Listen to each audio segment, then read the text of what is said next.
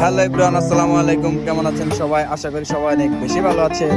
আজকে আমরা যাচ্ছি সখীপুরের উদ্দেশ্যে ইয়ামাহা সার্ভিস সেন্টারে। ওইখানে আমাদের ফ্রেন্ড আছে হাফিজ, ওইখানে কাজ করে, আমাদের বাইকগুলা ওই কাজ করাবে। আমরা টাঙ্গাইল থেকে সখীপুরের উদ্দেশ্যে এখন রওনা দিব। আপনারা ভিডিওটি দেখবেন।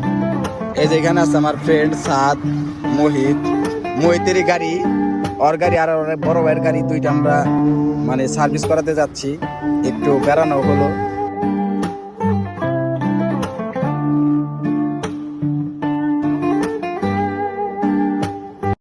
সখীপুর যাওয়ার পথে নলুয়ার আগে যে বিমান ঘাঁটি, তার সামনে দিয়ে যে রাস্তাটা বয়ে গিয়েছে, সেই রাস্তার চারপাশে শুধু গজারি বন। পাহাড়ি অঞ্চল দেখতে অনেক সুন্দর। রাস্তাটাকে আরো বেশি সুন্দর করে তুলেছে এই চারপাশের গাছগুলো।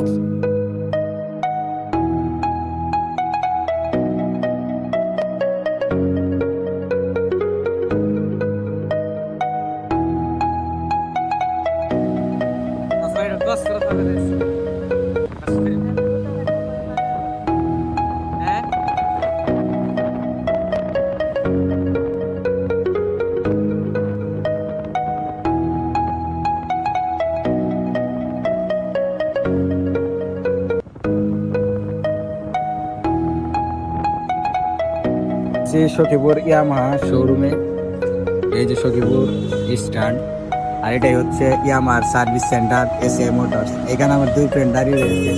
চলেন আমরা ভিতরে যাই। আসো আসো, ভিতরে যাই, আমরা দেখি আমাদের বাইক জেলা যেতে দিয়েছি।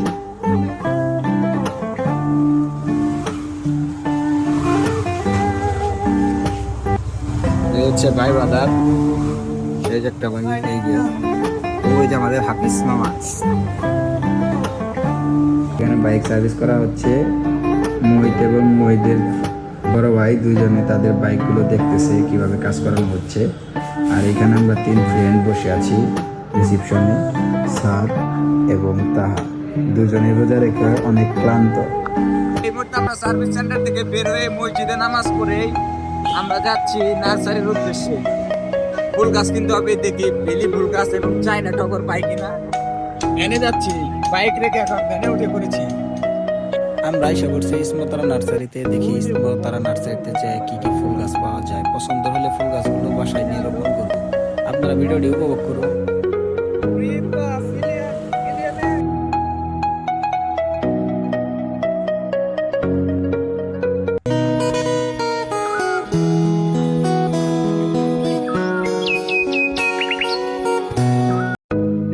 নার্সারির ভিতরে গিয়ে পরে আমরা একটা গোলাপ গাছ এবং দুইটা বেলি ফুল গাছ কিনলাম, নিয়ে বাসায় রোপণ করবো।